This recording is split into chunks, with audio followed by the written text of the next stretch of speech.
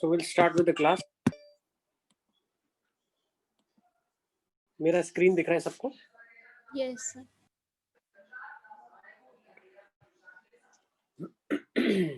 So let's start. Last time we had discussed, है ना? मैं थोड़ा बहुत ब्रीफ कर देता हूँ फिर से एक बार, ठीक है? I'll be revising bit, थोड़ा बहुत रिवाइज करवा देता हूँ. देखो, so yesterday's class we have discussed about the very important topic of simple interest and compound interest. This is what we had discussed, है ना? So what actually simple interest is?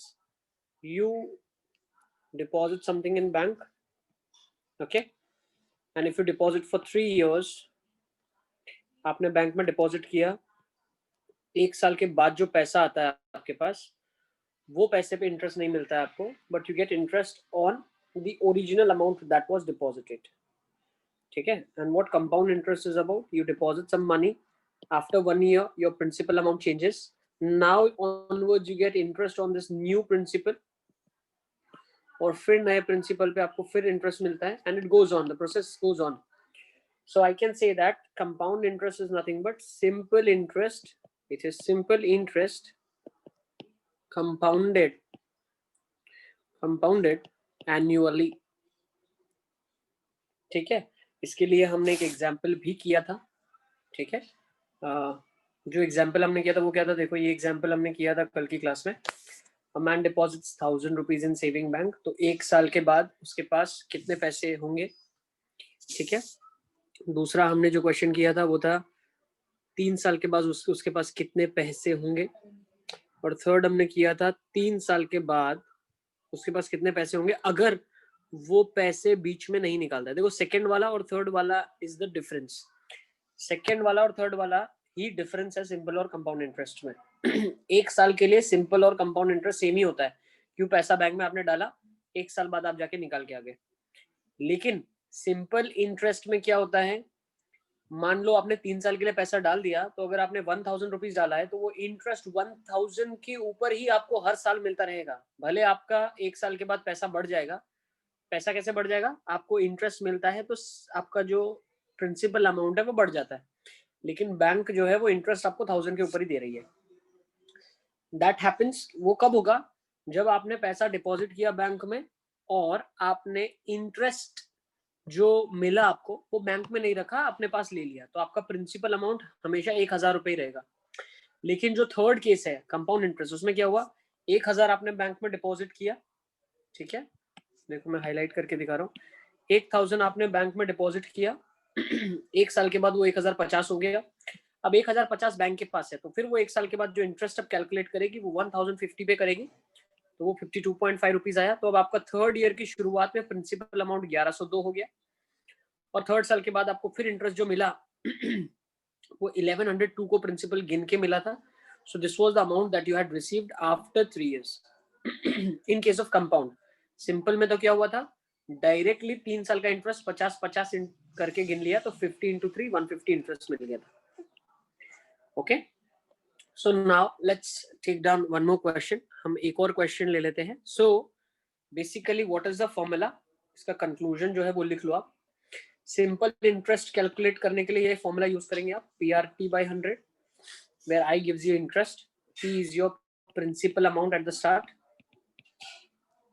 principal amount, R is the rate of interest per annum,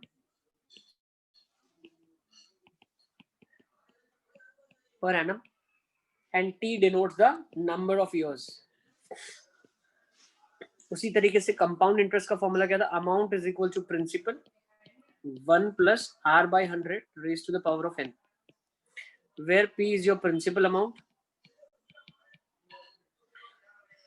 R is your rate of interest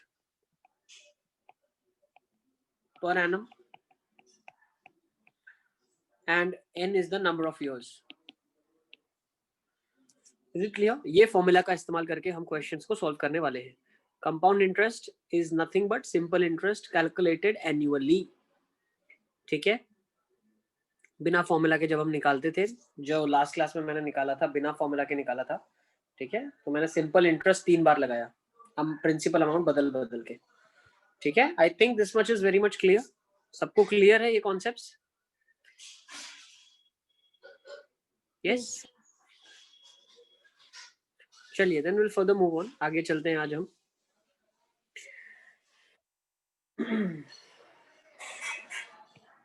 so let's take down the question. तो अब आप अगर compound interest निकालोगे ना बेटा, तो वो डायरेक्ट फॉर्मूला से निकालोगे, you will not be using simple interest again and again, ठीक है ना? Yes. इसीलिए फॉर्मूला बताया जा रहा है। Okay, so let's start with the question. Question से शुरू करते हैं। क्वेश्चन नंबर 1, देखो अब इसमें डिफरेंस क्या है बहुत ध्यान से देखना। अ मैन डिपॉजिट्स, ये आपने कल किया था, a man deposits 1000 rupees in a bank, in bank, how much amount, how much amount will he get at the end of 3 years if rate of interest is 5% per annum। ये आपने कल की class में किया हुआ है, ठीक है ना? This is a question you have done in yesterday's class, yes और नो? Yes, sir. ठीक है, तो जब हमने इसको सॉल्व किया था, अब इसको हम फॉर्मूला से करके आए, ठीक है ना? ये भी फॉर्मूला से किया आपने। तो इसका फॉर्मूला था amount is equal to principal 1 plus r by 100 raised to the power of n. So there I used principal is 1000, 1 plus rate of interest is 5 by 100 and the number of years were 3. तो ये हमने solve किया था and we got the answer as 1157.625 as I remember. Yes? Yes. ठीक है, this is the answer that you had got. अब इसी question को, ठीक है ना, ध्यान से समझना आप। अब इसी क्वेश्चन को अगर मैं थोड़ा सा ट्विस्ट करता हूं, अब इस क्वेश्चन को मैं ट्विस्ट किस तरीके से करता हूं? इफ, अच्छा ये इसने यहाँ पे जो लिखा है at the end of 3 years लिखा है। अगर इसी क्वेश्चन में if at the end of let's say 1 year कर देते हैं, तो क्या मैं बोल सकता हूँ 1 year के बाद कंपाउंड इंटरेस्ट निकालो या सिंपल इंटरेस्ट निकालो, सेम ही आता है? Yes or no? Yes. और वो आपका 1050 रुपीज आया था। You understand? This was the money you had got. Yes.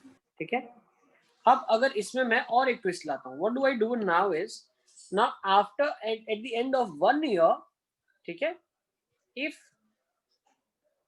इस क्वेश्चन में एक चीज और हम करते हैं, at the end of 1 year if interest is payable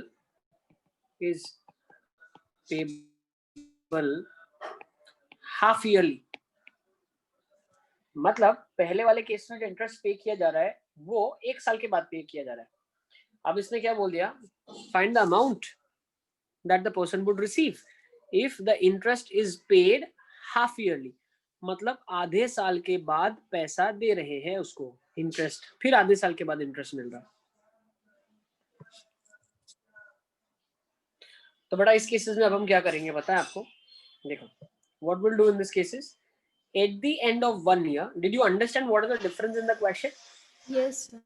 पहले 1 साल के बाद रेट ऑफ इंटरेस्ट जो था आपका, ठीक है ना, पहले 1 साल के बाद रेट ऑफ इंटरेस्ट जो था आपका वो 1 साल के बाद आ रहा था। अब क्या हो रहा है, रेट ऑफ इंटरेस्ट तो हमेशा एनम का ही बताते हैं वो लोग, वो बताया उन्होंने, लेकिन उन्होंने बोला आपको जो इंटरेस्ट हम देंगे वो हर 6 मंथ्स में कैलकुलेट करके देंगे। तो इससे फायदा क्या होगा, 6 महीने के बाद एक बार जब इंटरेस्ट कैलकुलेट होगा तो कुछ प्रिंसिपल अमाउंट बढ़ जाएगा, वही प्रिंसिपल अमाउंट पे फिर से इंटरेस्ट मिलेगा, तो 6 महीने के बाद जो मुझे पैसा मिलेगा वो एक्चुअली ज्यादा मिलेगा। Do you get my point? Yes. बेटा जितनी बार इंटरेस्ट कैलकुलेट होगा उतनी बार हमें पैसा ज्यादा मिलेगा, क्योंकि जब ये लोग इंटरेस्ट कैलकुलेट करेंगे तब वो लोग नया प्रिंसिपल अमाउंट लेंगे, जब कैलकुलेट करेंगे तब प्रिंसिपल अमाउंट नया लेना पड़ेगा, है ना? इस वजह से हमें इंटरेस्ट ज्यादा मिलेगा। Can I say that? है ना, बोल सकता हूँ ना मैं ये चीज? ठीक है, समझ आ रहा है आपको? Yes, sir. ओके, तो अब इस केसेस में हम क्या करने वाले हैं, what we are going to do, हमने कंपाउंड इंटरेस्ट जो है वो हर 6 महीने में करना है. So if you are compounding it at every 6 months, मतलब अगर मैं इसको हर 6 महीने में कंपाउंड कर रहा हूं तो मैं ऐसा बोल सकता हूं, I can say that my rate of interest, ठीक है, जो यहाँ पे यूज किया गया था, the rate of interest which I had used over here and n I had used over here. देखो इसको करने के भी दो मेथड है, I will be discussing both the methods. मैं दोनों मेथड आपके साथ डिस्कस करूंगा. मेथड वन जो है, you can go bye simple interest. Simple interest calculated twice in a year. तो सिंपल इंटरेस्ट अगर मैं एक साल में 2 बार कैलकुलेट करता हूं तो क्या मैं बोल सकता हूं, इंटरेस्ट पहली बार के लिए क्या हो जाएगा, principal amount is 1000, rate of interest is 5%, time period is now how much, half a year.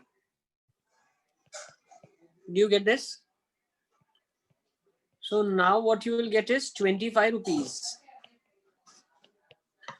Okay, तो अब आपका जो नया प्रिंसिपल बन जाएगा आफ्टर 6 months वो बन जाएगा 1025. अब आपको जो नया इंटरेस्ट मिलेगा नेक्स्ट 6 months के लिए वो मिलेगा 1025 इंटू 5 इंटू 1/2 और यहाँ पे 100.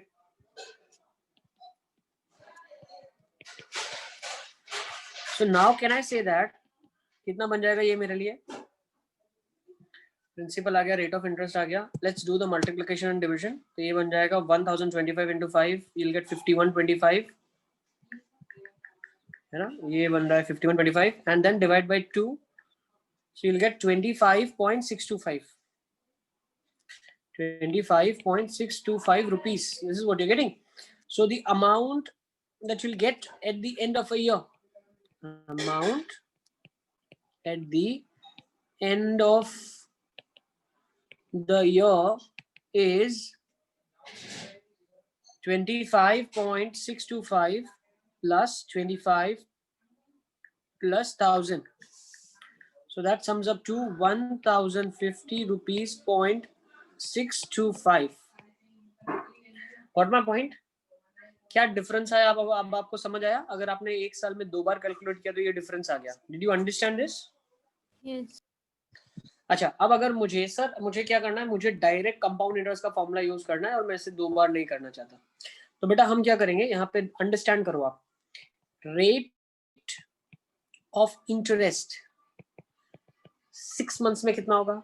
देखो ये जो फॉर्मूला लगता है P principal into 1 plus R by 100 raise to the power of n.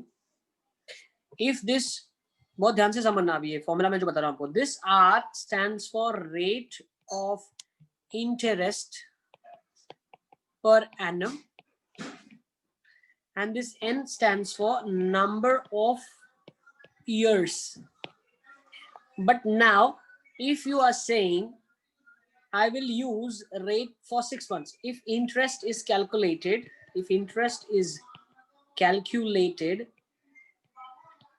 every 6 months, तो जो आपका R न्यू हो जाएगा, नया रेट ऑफ इंटरेस्ट हो जाएगा, वो R/2 हो जाएगा.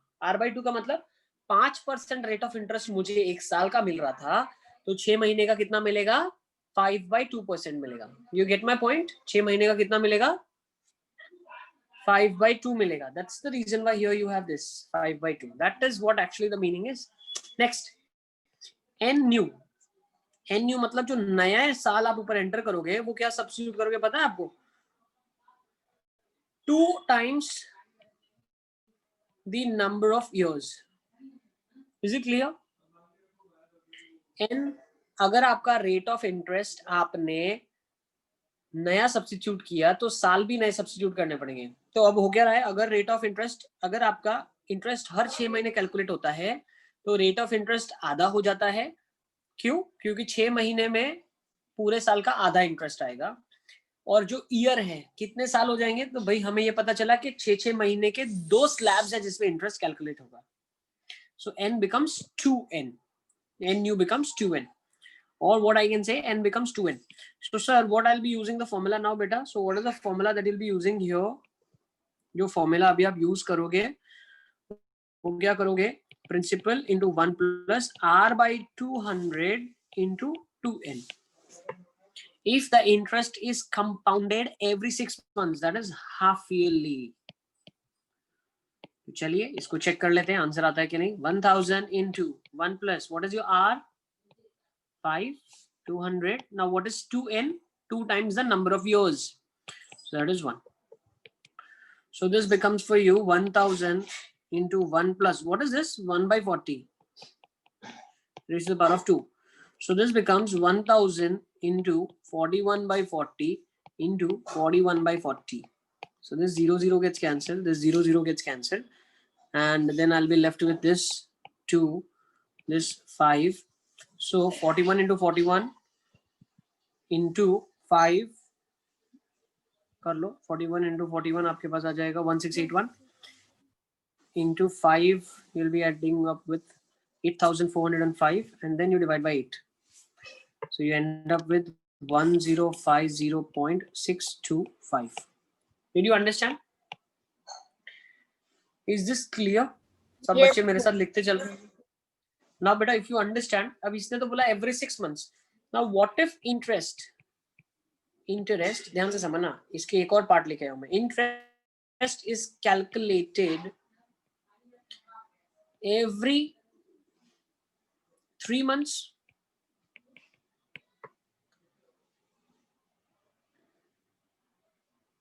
Every 3 months.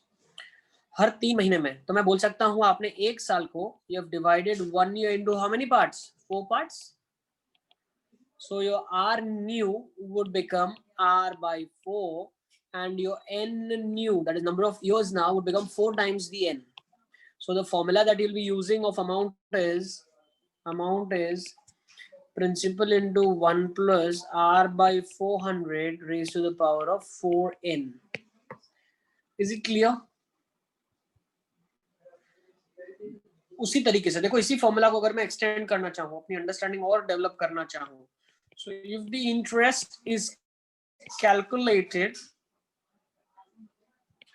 every month, मतलब क्या हुआ, बैंक ने बोला एक साल के बाद हम आपका पैसा कैलकुलेट कर लेंगे और फिर इंटरेस्ट देंगे और फिर 1 महीने बाद और फिर 1 महीने बाद, तो एक साल में it is compounded 12 times in a year. So in that case what your R new becomes, देखो एक साल कितने पार्ट में डिवाइड हो गया, अब एक साल में कितनी बार कंपाउंड हो रहा है, 12 टाइम्स हो रहा है. So rate of interest will become R by 12 and the years will become 12N. Is this concept clear?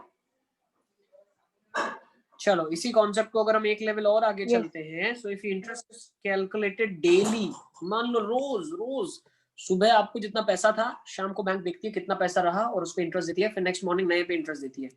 So if interest is calculated every day, तो क्या हो जाएगा, R new would be, now year is divided into how many parts? कितनी बार हो रहा है एक साल में? 365 बार हो रहा है ना. If it's a non-leap year, so it's R by 365, and what is N new? 365N. Is this concept clear? So इसको आप extend कर सकते हो जितना चाहो उतना. Is this clear? Yes. So if the formulas are clear, then let's go for some calculations now. Is this clear? yes, sir. Okay, then let's start. Let's write the question first. Find the amount on rupees 5,000 at the end of 2 years at the rate of 25% rate of interest. या इसको 10 कर दो, calculation आसान करना है ना, हमें तो कैलकुलेशन ही करना है बस. At the rate of 10% rate of interest calculated, number first annually, second half yearly, third quarterly, let's do it, 5,000 रुपए पे एक आपको 2 साल के बाद कितने रुपए मिलेंगे अगर आप 10% रेट ऑफ इंटरेस्ट पे सर थर्ड आपने क्या लिखा है? क्वार्टरली बेटा, annually means rate of interest हर साल कैलकुलेट होता है, हाफ ईयरली मतलब एवरी 6 मंथ्स कैलकुलेट होता है रेट ऑफ इंटरेस्ट, क्वार्टरली मतलब every 3 months. So let's start doing it. करें क्या? कैलकुलेटर रख लो अपने पास अगर थोड़ा हेक्टिक कैलकुलेशन लग रहा है, बिकॉज क्योंकि एग्जामिनेशन में इतने बड़े कैलकुलेशन नहीं आते हैं, क्वार्टरली तक नहीं आएगा आपके पास, बट हम कॉन्सेप्ट को अच्छे से समझने के लिए क्वार्टरली कर रहे हैं, ठीक है ना? So if required, keep a calculator with you so that you get the feel of what actually the question is.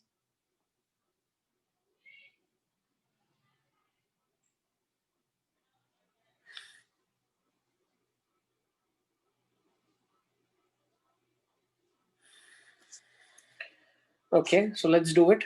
First one, amount is nothing but principal into rate of interest 1 plus r 10 by 100 raised to the power of 2. So you get 5,000 into 11 by 10 की power 2. So 5,000 into 121 by 100. So you'll get 600 5 6050 है ना, यही आ रहा है? Yes or no? First one आ गया सबका? Yes yes sir. बहुत अच्छा, चलिए फर्स्ट आ गया आपका. सेकंड देख लेते हैं. कंपाउंडेड हाफ ईयरली बेटा. So if you compounding half yearly, let's rewrite the formula. Principal into 1 plus r by 2 raised to 2 number of years. So principal is 5,000. 1 plus what is your rate of interest? 10. This is 200 raised to the power of 2 years. Years कितने? 2 साल है. 2n मतलब 2 into 2 4. So this becomes 5,000 into 21 by 20 into 21 by 20 into 21 by 20 into 21 by 20. ठीक है, calculation थोड़ी कम हो जाए इसीलिए मैंने आपको कहा रखो कैलकुलेटर अपने पास, ठीक है? तो बट रेट ऑफ इंटरेस्ट तो हाफ होगा ना इसमें, हाफ ईयरली है तो. वो किया ना बेटा, by 2c. This has been done 2 over here. Yes, yes. Yes sir. चलिए do the calculation for me fast. 21 into 21 into 21 into 21. So what do you get? Into 5 divide by to have 20 to 40 to 80 160. So confirm with me if you're getting this answer. 6,077.5 roundabout rupees. Is this what you're getting? Wait, sir. Check the calculation and tell me.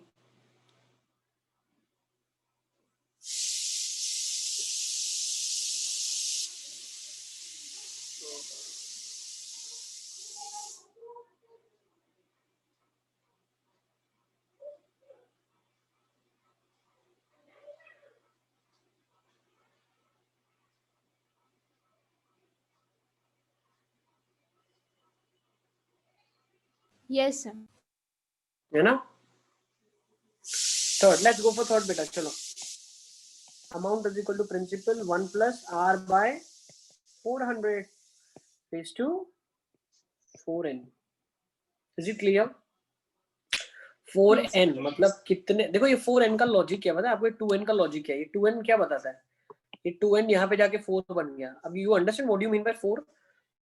4 का मतलब है ये power 4 में convert हुई ना. 4 में 4 का मतलब है कि 2 साल के अंदर हाफ ईयर के 4 बार कंपाउंड इंटरेस्ट कैलकुलेट होगा. 4 times compound interest will be calculated.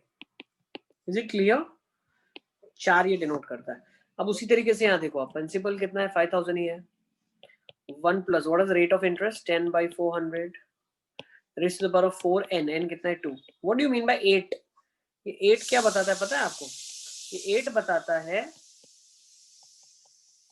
कि 8 बार इंटरेस्ट कैलकुलेट हुआ है 2 साल के अंदर. ठीक है, चलिए let's go for it now. 5,000 bracket 41 by 40 raised to the power of 8. अब you need a calculator for this, ठीक है ना? You need a calculator.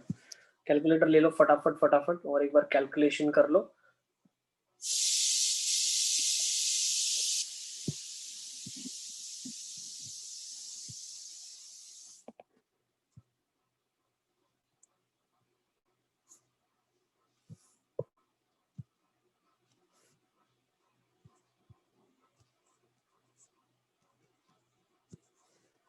क्या आप लोगों का आंसर आ रहा है? ₹6092.01। चेक एंड टेल मी।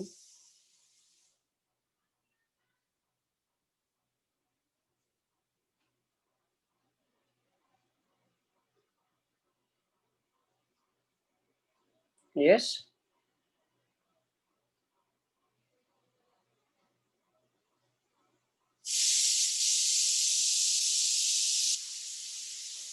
क्या आप लोगों का आ रहा है आंसर? ठीक है, so what did we understand from here? Do you understand? See what do you understand from here? जितनी बार ज्यादा इंटरेस्ट कैलकुलेट करेंगे, एक साल में आप कैलकुलेट करोगे तो 6050 है ना। 2 साल में अगर हर 6 महीने करोगे तो 6077 रुपीज मिल रहा है।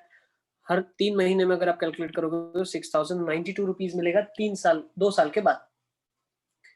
ठीक है, तो जितनी ज्यादा बार कंपाउंड करेंगे इंटरेस्ट को उतना पैसा ज्यादा मिलेगा। ओके, चलिए now let's take a question which can come in school exam. जो level of question school examination में आ सकता है उसको ले लेते हैं। देखो, लिखो ये question. Find the compound interest, found the compound interest on rupees 15,625 for 9 months at 16% per annum. At 16% per annum, compounded quarterly.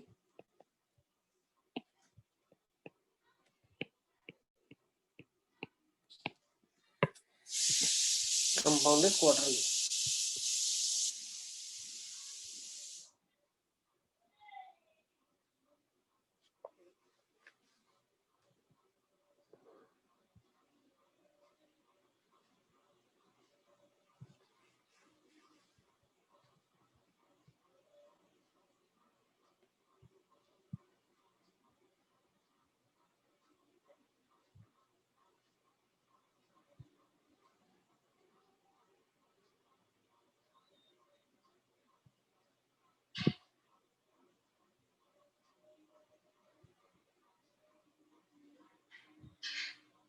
चलो फटाफट फटाफट इसका आंसर मुझे बताओ क्या आ रहा है आप लोग।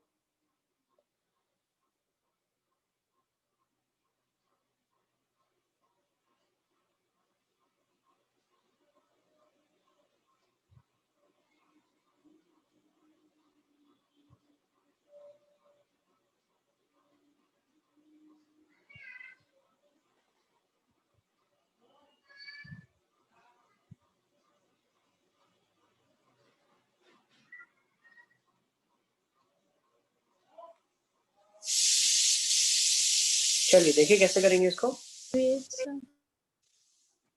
देखो पहले फॉर्मूला तो मुझसे कंफर्म कर लो, सही लिखा कि नहीं आपने। Principal is amount is principal into 1 plus r by 100 raised to n. Now if it is compounded quarterly, what's the change in the formula that you will do? Every 3 months. 3 months का मतलब 3 से divide नहीं करना बेटा। every 3 months मतलब 1 year. Now you will be doing it 4 times. एक साल में 4 बार आप वो चीज करोगे तो ये कितना हो जाएगा? 400 raised to 4n. Now you tell me. Now you have to understand. Now this n denotes what? What does this 4n denote? I have told you. इससे पहले मैंने आपको बताया। ये ऊपर का क्या बताता है? 4 बार एक साल में करना है। अब कितने महीने के लिए रख रहे हो आप? 9 मंथ्स के लिए रख रहे हो। तो ये टोटल वैल्यू कितनी होगी पता है आपको? 4n की वैल्यू ये कितना होगा टोटल?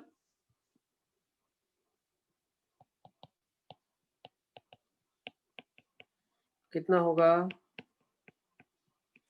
बेटा? टोटल वैल्यू 3 होगी। क्यों भाई? अगर 2 साल के लिए रखता तो 4n का वैल्यू 8 आ जाता। 1 साल के लिए रखता तो 4n का वैल्यू 4 आ जाता। अब 9 मंथ्स के लिए रख रहा हूं तो 4n का वैल्यू क्या आ जाएगा? 3 आ जाएगा। 3 बार तो कैलकुलेट होगा 9 महीने में। Is this concept clear? क्या ये सबको समझ आ रहा है? Yes sir. अगर इसने Yes, बोला sir. होता कि इसने अगर बोला होता मैं 15 मंथ्स के लिए रखना चाहता हूँ, तो 4n का वैल्यू क्या आ जाता है? पूरा का पूरा 20. 5 आ जाता, 5। 5 बार कैलकुलेट होगा ना पूरे कोर्स में। 3-3 महीने के कितने कोर्स होंगे? 5 होंगे ना? Yes, is this clear?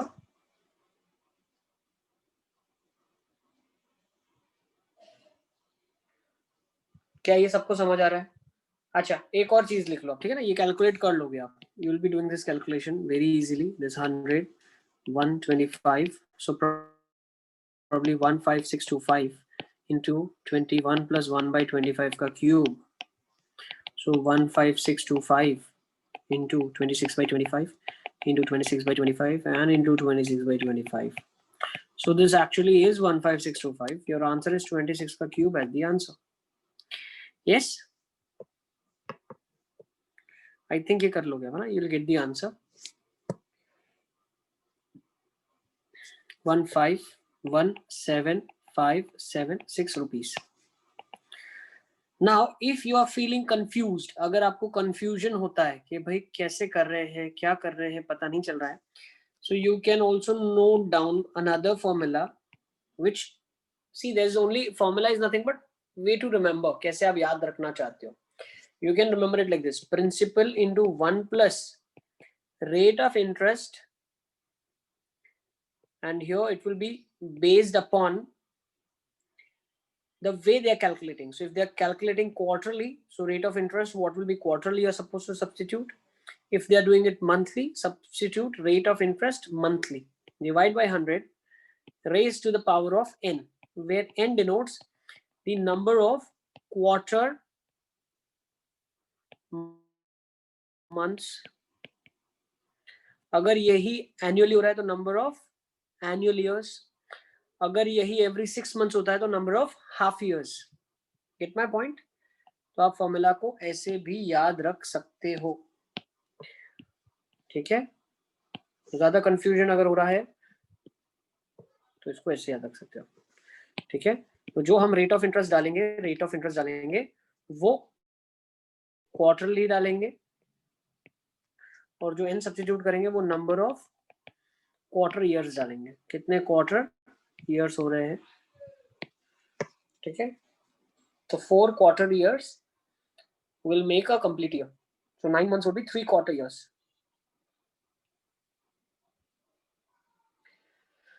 Is the concept clear? Yes. तो मुझे लगता है कि सिंपल और कंपाउंड इंटरेस्ट का पूरा फंडा आपके दिमाग में क्लियर हो चुका है. हो गया ना?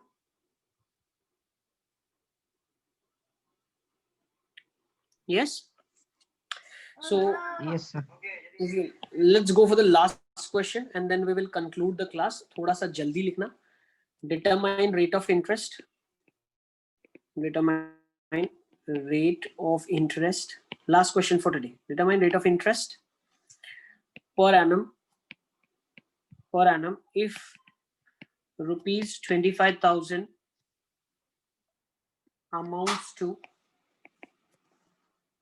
to rupees 26,010 in 6 months, interest being compounded quarterly.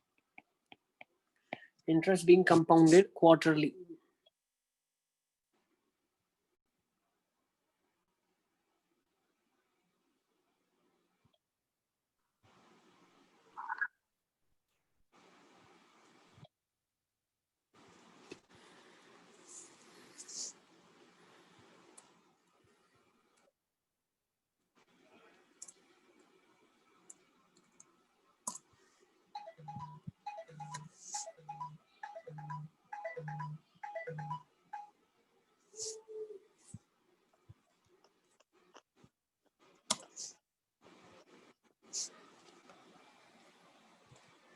Hello. Yes, sir. Good afternoon, sir.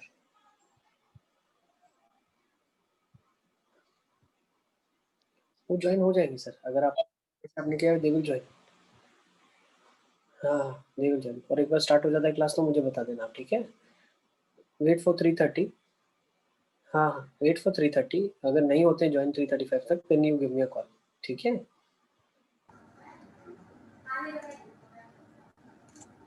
चलिए, so let's do it and conclude the class. You have to determine the rate of interest per annum if 25,000 rupees sums up to 26,010 in 6 months. Interest being calculated quarterly. So amount is equal to principal 1 plus r quarterly upon 100 into number of quarter years. So what is your principal? कितना है? 25,000. कितना बन रहा है? 26,010 रुपए बन रहा है. Rate Sir, of interest. rate of interest is 2%. Rate of interest 2%. Very good. Super. Yes. Raised to what is number of quarter years? बेटा 6 महीने के लिए अंदर कितने क्वार्टर ईयर आएंगे? 2 क्वार्टर ईयर आ जाएंगे. ठीक है ना?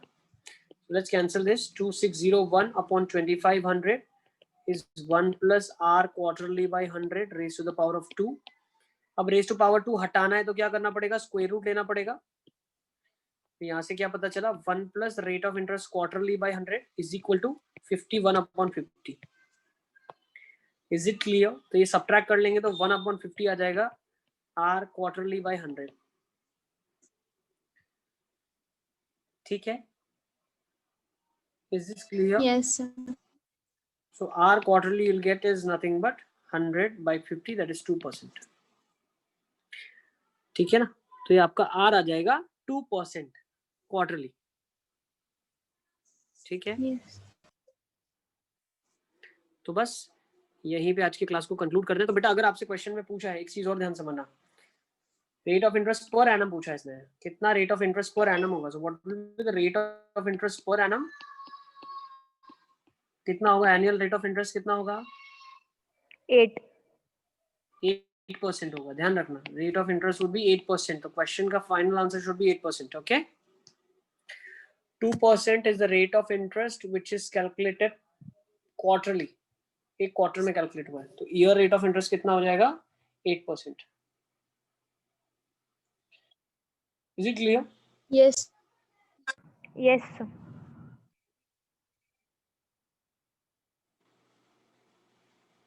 ठीक है ना? Yes, sir. सर हम लीव कर दें, हमारी दूसरी क्लास. यस बेटा, you can leave the session. Yes yes yes बेटा, यू कैन लीव. ठीक है ना? Bye, sir. Thank bye you, bye. sir. Take. Good evening, sir. Good evening बेटा. Good evening, sir. Good evening, sir. Good evening.